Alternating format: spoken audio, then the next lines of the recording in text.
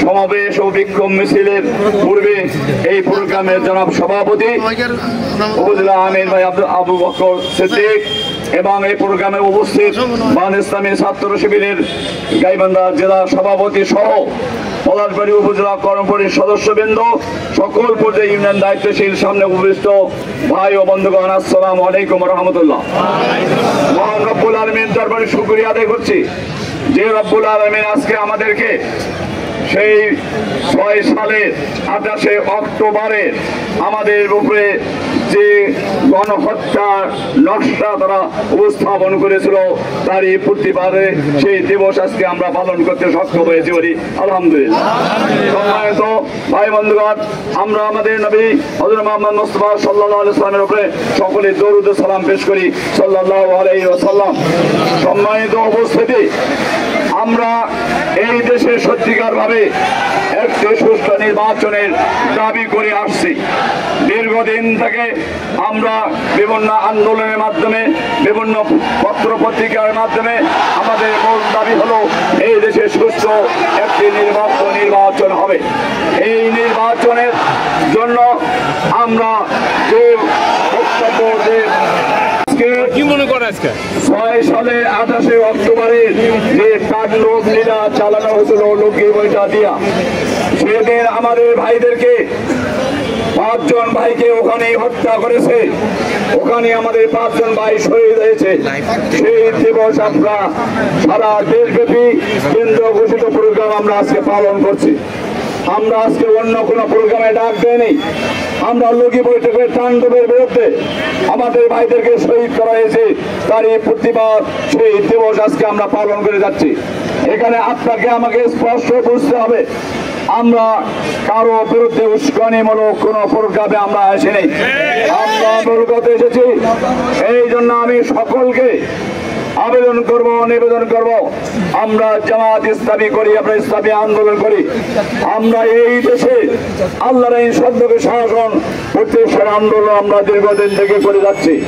বাংলাদেশের এমন একটি পরিবেশ সৃষ্টি হয়েছে, জামাত ইসলামী আর অন্যান্য ইসলামী দলকে নিয়ে 300 সিটে নির্বাচন করার সিদ্ধান্ত গ্রহণ করেছে। সেই আলোকে আজকে সারা দেশব্যাপী জামাত ইসলামী 300 সিটে নির্বাচন করবে ইনশাআল্লাহ। জামাত ইসলামীর এই 300 সিটে নির্বাচনের ঘোষণার পর থেকে জনগণের মধ্যে একটি আশা সঞ্চয় হয়েছে যে আগামী দিনে এই দেশের কর্ণধার, এই দেশের রাহবার জামাত ইসলামী হবে ইনশাআল্লাহ। ভাই বন্ধুগণ, নদী বইটার মতন তাণ্ডব বাংলাদেশে নতুন করে আর যেন কেউ ঘটাতে না পারে, এই জন্য আমরা সুশৃঙ্খল ভাবে আমাদের দায়িত্ব পালন করব এবং আগামী দিনে জাতীয় সংসদের নির্বাচনে আমরা বিজয় ছিনিয়ে আনবো ইনশাআল্লাহ। এই বিজয়কে নস্যাৎ করে দেওয়ার জন্য আমাদের আগামী দিনে সুষ্ঠু নির্বাচনের দাবি আমরা জুলাই সনদের অনুমোদনের দাবি করছি। 5 দফা দাবির ভিত্তিতে গতকাল আমরা সেই দিবস পালন করেছি। আমরা বিশ্বাস করি এই সরকার জুলাই সনদ বাস্তবায়ন করার জন্য আগামী নভেম্বরের মধ্যে গণভোটের ব্যবস্থা করবেন। আমরা সর্বাবস্থায় ধৈর্যশীল হব। উস্কানিমূলক কোন স্লোগান দিতে আমরা রাজি না, উস্কানিমূলক স্লোগান দিতে রাজি নাই। একটি মহল সর্বাবস্থায় চায় এখানে যদি একটি বিচ্ছিন্ন ঘটনা ঘটে যায়, আমরা বিচ্ছিন্ন আমাদের নয়, আমরা দেখতে পাচ্ছি আগামী দিনে বিজয় আমাদের হবে ইনশাআল্লাহ। সকল ভাইকে আবেদন করব, নিবেদন করব, আমরা সামনে যারা মিছিলে থাকবো, যেদিক দিয়ে মিছিল যাব এবং যেদিক দিয়ে ফিরে আসবো, আপনারা পিছিয়ে পিছিয়ে অনুসরণ করবেন।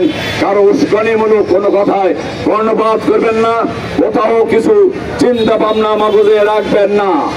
কথা একটি, আমরা কোরআনী আন্দোলন করি, আমরা ইসলামী আন্দোলন করি, আমরা দেখতে পাচ্ছি আগামী দিন আমাদের বিজয় হবে ইনশাআল্লাহ।